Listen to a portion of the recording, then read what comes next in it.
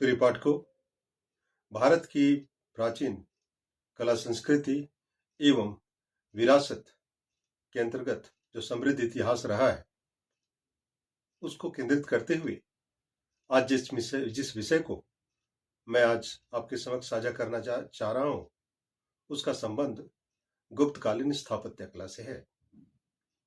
तो आज की चर्चा केंद्रित होगी उस कालखंड से जो चौथी शताब्दी से लेकर के छठी शताब्दी के बीच में, विशेषकर गुप्तकालीन शासकों के कालखंड में उनके परवर्ती शासकों विशेषकर चंद्रगुप्त प्रथम से लेकर के स्कंदगुप्त तक के एवं उसके अन्य परवर्ती शासकों के कालखंड में किस तरह की मंदिरों का निर्माण हुआ और स्थापत्य कला किस तरीके से विकसित हुई। तो इसको ध्यान में रखते हुए हमारी चर्चा जिन बिंदुओं पर केंद्रित होगी उसमें हमारी कोशिश होगी कि उस कालखंड में अर्थात गुप्त काल के शासन काल में उनकी काल अवधि में किस तरह के मंदिर निर्मित किए जाते थे, उनके ज्यामितीय स्वरूप किस तरह से होते थे और कितने चरणों में उस तरह के मंदिर निर्मित हुए, और साथ साथ प्रमुख मंदिरों की भी चर्चा का साझा किया जाएगा, सूचनाएं जानकारियां आपसे साझा की जाएगी। तो चलिए इस संदर्भ में हमारी चर्चा शुरू होती है। तो जहां तक गुप्त काल के स्थापत्य कला की बात है, उस कालखंड में सबसे बड़ी उपलब्धि मंदिर निर्माण से ही जोड़कर देखा जा सकता है। तो वस्तुतः मंदिरों के जो अवशेष गुप्त काल के शासन के कालावधि पर प्राप्त हुए हैं उसको देखने से लगता है कि गुप्त काल में अर्थात 325 ईस्वी से लेकर के 550 ईस्वी तक का विशेष जो समयावधि था, इस अवधि में मंदिर निर्माण कला एक विशिष्टता को प्राप्त करते चले गए। तो इस काल में मंदिरों की जो विशिष्टताएं देखने को मिली हैं उसी को मैं आज आपके समक्ष साझा करने जा रहा हूं। तो परीक्षा उपयोगी जानकारियों की कड़ी में इसे इस संदर्भ में देखा जाए कि आजकल भारत की कला संस्कृति और विरासत को ध्यान में रख करके प्रश्न पूछे जा रहे हैं, खासकर राज्य स्तर की प्रशासनिक परीक्षाओं में, पीटी की परीक्षा हो चाहे यूपीएससी में अर्थात सिविल आईएएस की परीक्षा में भी मुख्य परीक्षा में इस तरह के प्रश्न पूछे जा रहे हैं। तो जो जानकारियां हैं उसको आप इस संदर्भ में देखें। तो मंदिरों का जो निर्माण था उस समय में वो सामान्यतः ऊंचे चबूतरों में किया जाता था, और जिस तरह से चबूतरे में चढ़ने के लिए सीढ़ियां जो है सो चारों तरफ से बनाई जाती थी। प्रारंभिक मंदिरों की बात अगर की जाए तो प्रारंभिक मंदिरों में जो छत बनते थे वे चपटी किस्म के होते थे, लेकिन कालांतर में आगे चल करके उन्हीं छतों में शिखरों का भी निर्माण शुरू हो गया था। और जहां तक मंदिर के भीतर जहां देवताओं को स्थापित किया जाता है उस चौकोर स्थान को वो चौकोर की स्थिति पर या फिर आयताकार की स्थिति पर या वर्गाकार की स्थिति पर देखने को मिलता है।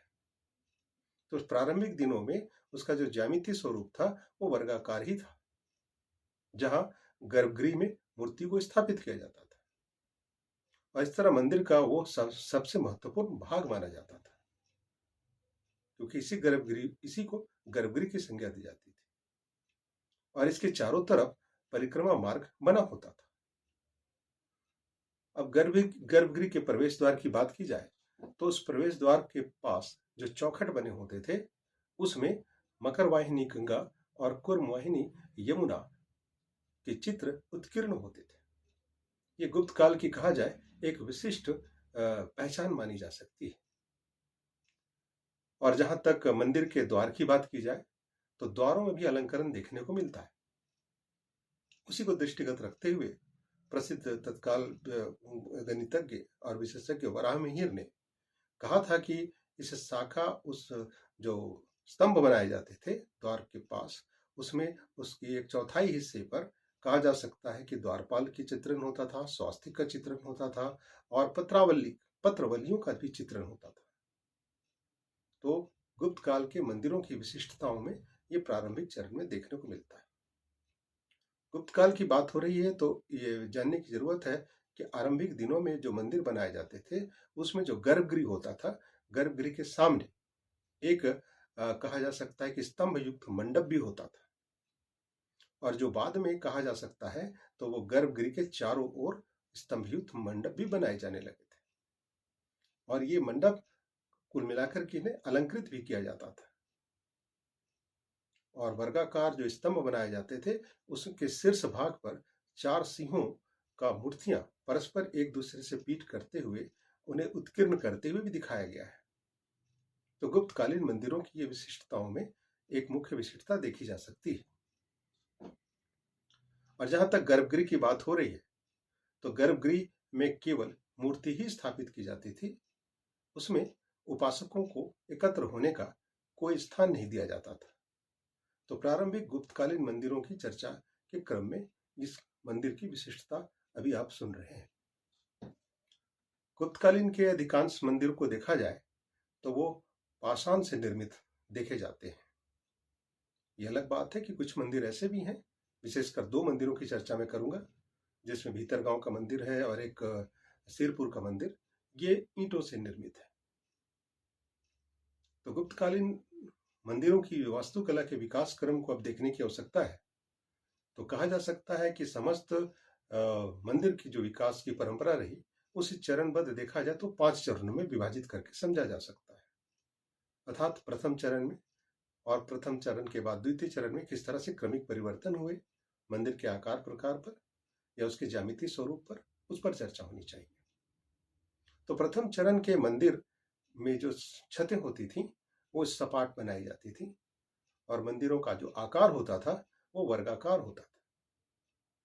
और जो द्वार मंडप की बात की जाए, जिसे पोर्टिको कहा जाए, पोर्टिको कहा जाए, तो पोर्टिको के उथले हुए स्तंभों पर, पोर्टिको को उथले हुए स्तंभों पर निर्मित किया जाता था।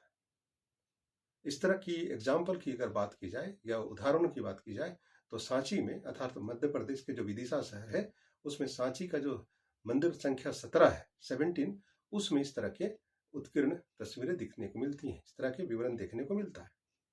अर्थात तो प्रथम चरण के मंदिर की सूची में आता है। तो द्वितीय चरण के मंदिर की क्या विशिष्टता थी, इस पर भी ध्यान देने की जरूरत है।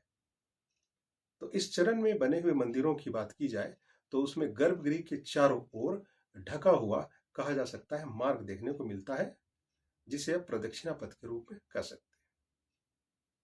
और इसके अंतर्गत मध्य एग्जाम्पल की बात की जाए तो मध्य प्रदेश का नचना कुठार मंदिर जो है वो द्वितीय श्रेणी के मंदिरों की सूची में आता है। चलिए अब चर्चा करते हैं तृतीय चरण के मंदिर। तो जो तृतीय चरण का जो मंदिर हुआ करता था उसमें मंदिरों की छतों की बात अगर की जाए तो छतों के स्थान पर शिखरों, है ना, शिखरों का उद्भव देखने को मिलता है। अर्थात आप सुन रहे हैं किस तरीके से चरणबद्ध तरीके से मंदिर के संरचना में बदलाव देखा जा रहा है।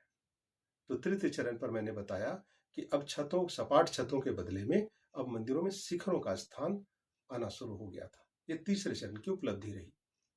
इसी तरह से कहा जा सकता है कि इस कालखंड में मंदिर जो है सो पंचायतन शैली पर बनने शुरू हो गए थे, जो बाद में आप नागर शैली और द्रविड़ शैली में भी इसके प्रमाण देखने को मिलते हैं। अब इसके एग्जाम्पल की अगर बात की जाए तो देवगढ़ का जो दशावतार मंदिर है उसे तृतीय चरण के गुप्तकालीन तृतीय चरण के मंदिरों की सूची में दर्ज किया जा सकता है। अब मैं चतुर्थ चरण के संदर्भ में भी बात करना चाहूंगा। अर्थात चतुर्थ संदर्भ में मंदिर की बात की जाए तो उसमें किस तरह के ज्यामितीय स्वरूप होते थे ये जानने की जरूरत है।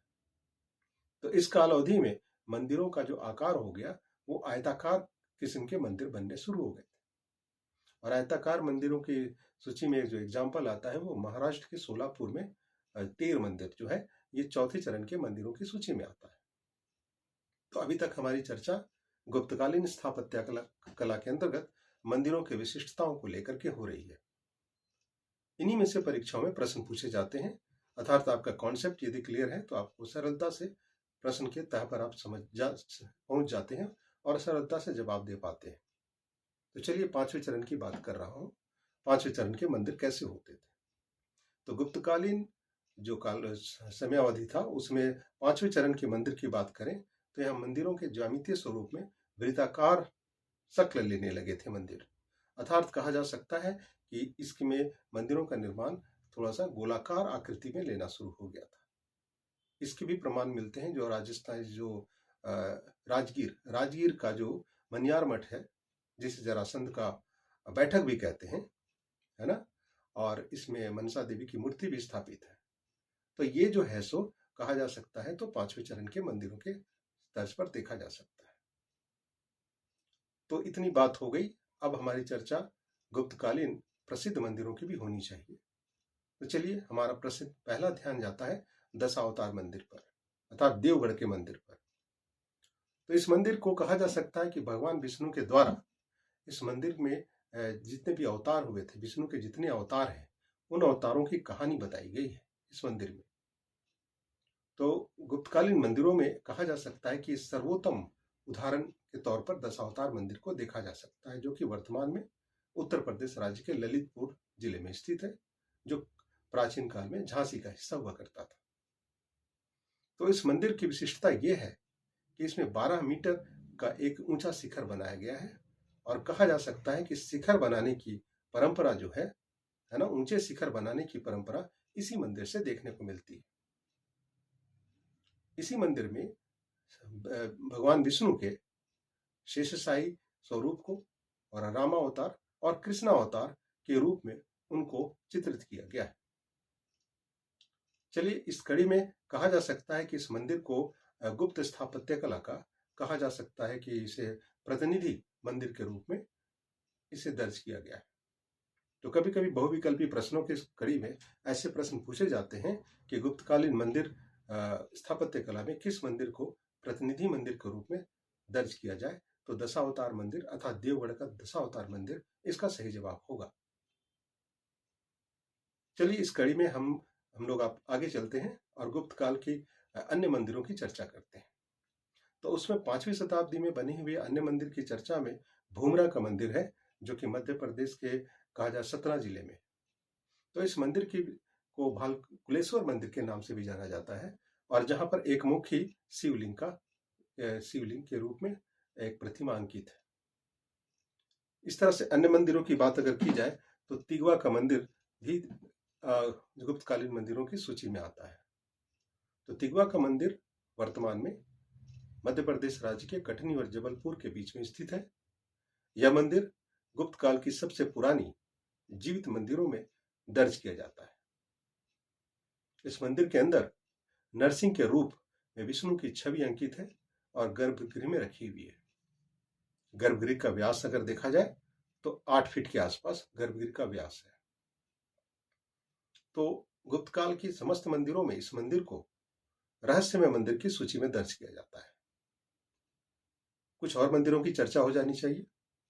तो चलिए, नचना कुठार का मंदिर जो मध्य प्रदेश में पन्ना जिले में स्थित है, जिस मंदिर का निर्माण 6ठी शताब्दी में हुआ था, या 5वीं या 6ठी शताब्दी के बीच इस मंदिर का निर्माण बताया जाता है, और इसे पार्वती मंदिर की भी संज्ञा देते हैं। तो ये समस्त मंदिर जिनकी चर्चा मैं कर रहा हूं, ये गुप्तकालीन स्थापत्य कला के मंदिरों की सूची में आता है। उसी कड़ी में भीतरगांव का मंदिर, जो जिसे लक्ष्मण मंदिर का भी नाम दिया जाता है, ये उत्तर प्रदेश के कानपुर जिले में है। तो इस मंदिर की भी विशिष्टता है कि 5वीं शताब्दी में बनाई गई थी, और कहा जा सकता है कि ऐसे कई मंदिर हैं जो इस कालखंड में अर्थात गुप्तकालीन शासन काल में मंदिरों के रूप में स्थापत्य कला का एक अद्भुत नमूना प्रस्तुत करते हैं। तो आज की तारीख में मैं इसको केंद्रित करते हुए, इन सूचनाओं को केंद्रित करते हुए गुप्त काल के अर्थात 4वीं शताब्दी से लेकर के 5वीं या कहा जाए 6ठी शताब्दी के कालखंड में जो प्रमुख मंदिर बने, उन पर ध्यान केंद्रित करके आपको सूचनाओं से आपको जोड़ने की कोशिश की।